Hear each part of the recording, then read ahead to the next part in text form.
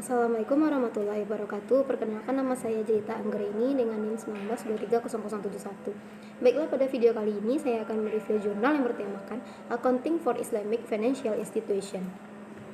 Pada video kali ini saya akan mereview jurnal yang berjudul The Inflation of AAOIFI Accounting Standard in Reporting Islamic Financial Institution in Malaysia. Lanjut kepada pembahasan teori. Islam adalah cara hidup yang lengkap yang tidak memisahkan keyakinan dan aktivitas sehari-hari, termasuk keterlibatan dalam aktivitas ekonomi. Padahal Islam sangat menjunjung tinggi perdagangan dan umat Islam didorong untuk berpartisipasi dalam kegiatan ekonomi yang tidak melanggar syariah. Hal ini mengakibatkan munculnya Islamic Finance Institution. Sejak itu ada perkembangan luar biasa dalam industri lembaga keuangan Islam, khususnya dalam beberapa tahun terakhir. Mengikuti tren serupa, pemerintah Malaysia telah mendirikan Bank Islam Malaysia pada tahun 1993 dan Bank Muamalat pada tahun 1999. Selanjutnya, saat ini LKI tidak hanya beroperasi bersaing dengan bank konvensional di negara-negara muslim, tetapi industri telah berkembang di negara-negara barat seperti di Amerika Serikat, Inggris, dan Australia. LKI ini dimaksudkan untuk memenuhi kebutuhan syariah dalam melayani umat Islam yang dilarang membayar dan menerima riba.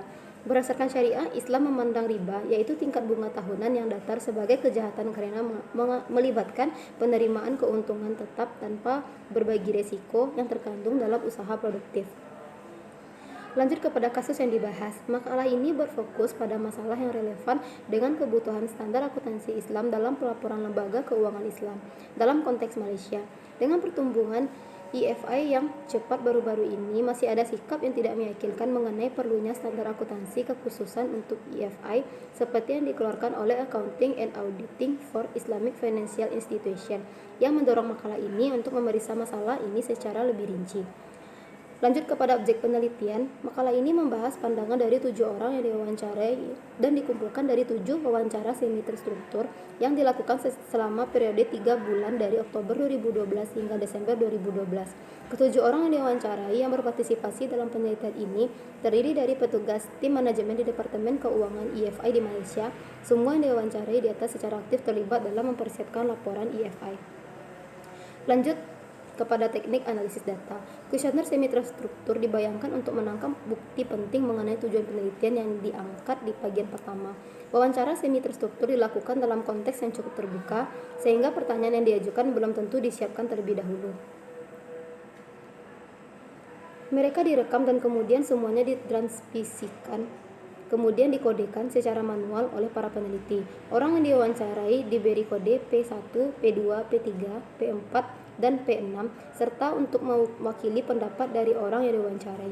Orang-orang yang diwawancarai ini ditanya tentang peran IFI dalam penyusunan laporan keuangan. Bagian ini mempunyai pelaporan temuan dari wawancara.